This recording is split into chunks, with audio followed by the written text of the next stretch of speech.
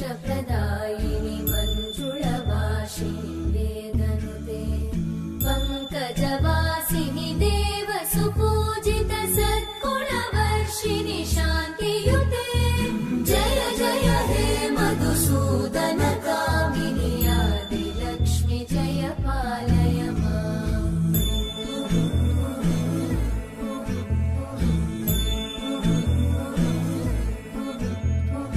ऐकलिकल्मषनाशिनि कामिनि वैदिकरूपिणि वेदमये क्षीरसमुद्भव मङ्गलरूपिणि मन्त्रनिवासिनि मन्त्रनुते मङ्गलदायिनि अम्बुजवासिनि देवगणाश्रितपादयुते जय जय हे मधुसूदन कामिनि धान्यलक्ष्मि जय पालय माम्। जय वरवर्णिनि वैष्णवि भार्गवि मन्त्रस्वरूपिणि मन्त्रमये सुरगणपूजित शीघ्रफलप्रद ज्ञानविकासिनि शास्त्रनुते भवभयहारिणि पापविमोचनि साधुजनाश्रितपादयुते जय जय हे मधुसूदन कामिनि धैर्यलक्ष्मि जय पालय माम्।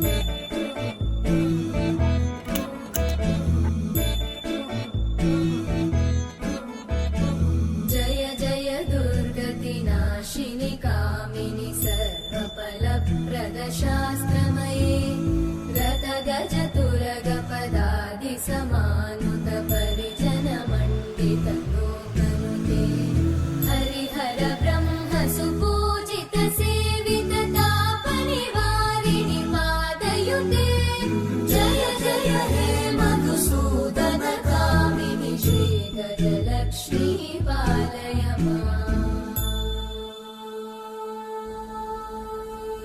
ऐकगवाहिनि मोहिनि चक्रिणि रागविवर्धिनि ज्ञानमये गुणगणवारिधि लोकहितैषिणि सकलस्वरवरगाननुते सकलसुरासुरदेव मुनीश्वर मानववन्दित पादयुते जय जय हे मधुसूदन कामिनि सन्तानलक्ष्मि पालय माम्।